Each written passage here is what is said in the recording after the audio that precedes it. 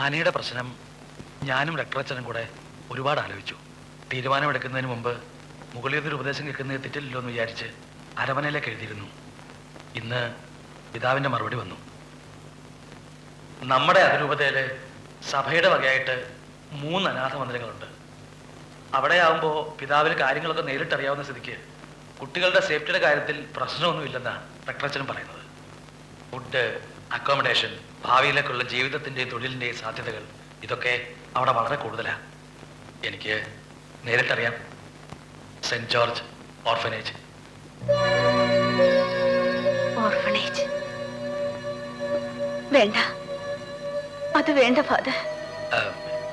വിഷമിക്കാനൊന്നുമില്ല. ആനയും ജോണിയും ജീവിച്ച സാഹചര്യങ്ങളല്ല ഇന്ന് അനാഥ മന്ദിരങ്ങളിൽ. ചെണ്ടകുട്ടി പാട്ട് പാടാൻ കുട്ടികളെ തെരുവിലിറക്കാറില്ല. കൃത്യമായ ഫണ്ട്സ്, വിദേശ സഹായം, തൊഴിൽശാലകൾ. എന്തൊക്കെ ഉണ്ടായാലും അനാഥ മന്ദിരം അനാഥരുടെ മന്ദിരമല്ലേ ഫാദർ? അവിടെ നാഥനില്ലല്ലോ. അതുപോലൊരു സ്ഥാപനത്തിൽ ജനിച്ചു വളർന്ന എനിക്ക്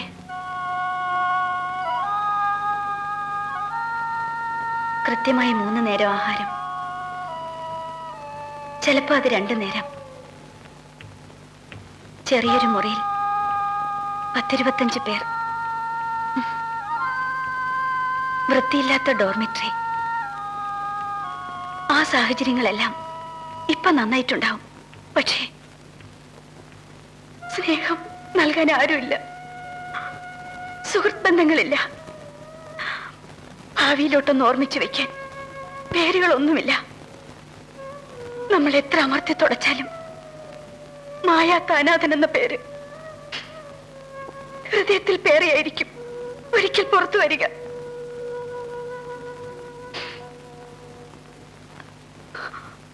ഫാദറിന് ഒരുപാട് ബന്ധങ്ങളൊക്കെ ഉള്ളതല്ലേ? എന്റെ കുഞ്ഞുങ്ങളെ ഓരോ വീടുകളിൽ എത്തിക്കാൻ പറ്റുമോ? വീടുകളെന്ന് പറയുമ്പോ അഡോപ്ഷൻ, കുട്ടികളെ ദത്തെടുത്ത് വളർത്താൻ താല്പര്യമുള്ളവരുണ്ടാവുമല്ലോ.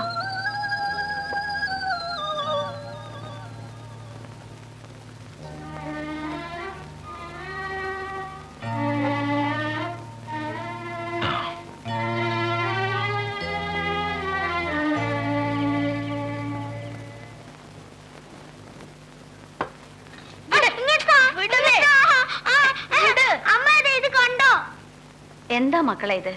അത്താഴം കഴിക്കുമ്പോഴും വേണോ ഇങ്ങനെ വഴക്ക്? അമ്മേ, ഇവനൊരു കഷ്ണം കൂടുതലാ.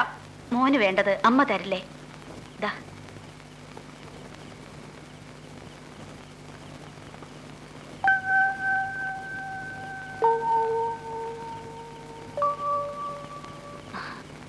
ഞാൻ അടുത്തുള്ളപ്പോ തന്നെ ഇങ്ങനെ. അപ്പൊ പിന്നെ അമ്മ ഇല്ലാണ്ടായ ആരുണ്ട് നിങ്ങളെ വഴക്ക് പറയാനും നിയന്ത്രിക്കാനും ഒക്കെ? അമ്മ എങ്ങോട്ടേക്കാ പോണേ? പള്ളിയിൽ നിന്ന് കിട്ടുന്ന ശമ്പളം കൊണ്ട് നമുക്ക് ഇത്രയും പേർക്ക് കഴിഞ്ഞുകൂടാൻ പറ്റുമോ? നിങ്ങളും വളർന്നു വരികയല്ലേ. വട്ടപ്പാറ അച്ഛൻ അമ്മയ്ക്ക് വേറൊരു ജോലി ശരിയാക്കി തരാന്ന് പറഞ്ഞു. എവിടെയാ അമ്മേ? അത് കുറെ ദൂരെയാ, ജർമ്മനിയില്. അപ്പൊ ഞങ്ങളെയും കൊണ്ടുപോകത്തില്ല ജർമ്മനിയില്? കുട്ടികളെ കൊണ്ടുപോകാൻ അവര് സമ്മതിക്കുന്നില്ല. അത് പറ്റില്ല. അങ്ങനെ ഞങ്ങൾ അമ്മേനെ ഒറ്റയ്ക്ക് വിടത്തില്ല. അമ്മ പോയാ പിന്നെ മോനുനെ ആരാ നോക്കുന്നേ? മോനുനെ അമ്മ വേറൊരു വീട്ടിലേൽപ്പിക്കും. അവര് വളർത്തിക്കോളും. നിങ്ങളുടെ കാര്യവും അമ്മ തീരുമാനിച്ചിട്ടുണ്ട്. ചാച്ചനും അമ്മയും ഇല്ലാതെ നിങ്ങൾക്കിവിടെ കഴിയാൻ പറ്റുമോ? ഓരോ മക്കൾക്കും ഓരോ വീട്, ഒരുപാട് സ്നേഹമുള്ള ചാച്ചനും അമ്മയും, നല്ല ആഹാരം, നല്ല വസ്ത്രം, നല്ല സ്കൂള്.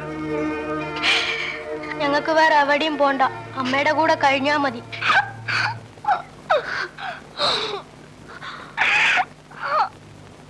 മീനു,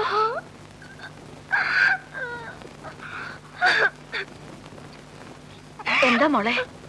അമ്മ എന്തിനാ ഞങ്ങളുടെ നോണ്ട് പറയുന്നേ? ജർമ്മനി പോവാന്നൊക്കെ സുഖമില്ലാത്തോണ്ടല്ലേ?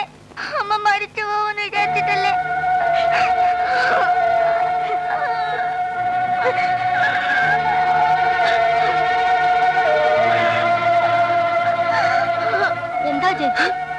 അമ്മ കരയുന്നേ?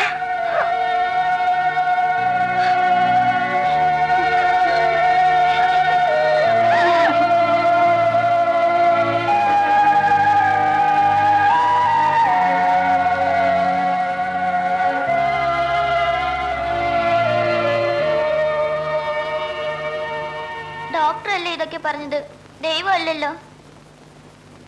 ദൈവത്തിന് അസാധ്യമായത് ഒന്നുമില്ലെന്ന് അമ്മയല്ലേ ഞങ്ങളെ പഠിപ്പിച്ചത്. മോളെ, ഇത് ദൈവത്തിന്റെ തീരുമാനമാണ്.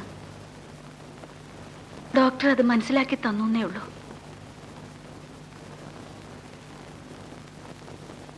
അമ്മ പോയാല് അമ്മയുടെ ആത്മാവ് നിങ്ങളെ ഓർത്ത് വിഷമിക്കരുത്. പള്ളിയിലും മഠത്തിലും ഒക്കെ വളർന്ന അമ്മയ്ക്ക് ഇപ്പോഴും വിശ്വാസമില്ലല്ലേ? ഞാനും പിള്ളേരും ഈശോയോട് ഒരുപാട് കരഞ്ഞു പറഞ്ഞു. മനസ്സോർന്ന് പറഞ്ഞ ഈശോ കേൾക്കും. എനിക്കറിയാം എന്റെ അമ്മയ്ക്ക് ഒന്നും വരില്ല. അമ്മ സമാധാനായിട്ട് ഇവിടെ ഇരുന്നാ മതി. ഞാൻ എങ്ങനെയെങ്കിലും ജോലിയെടുത്ത് അമ്മയും പിള്ളേരെ നോക്കാം. അമ്മ എപ്പോഴും ഞങ്ങളുടെ കൂടെ ഉണ്ടാവണം.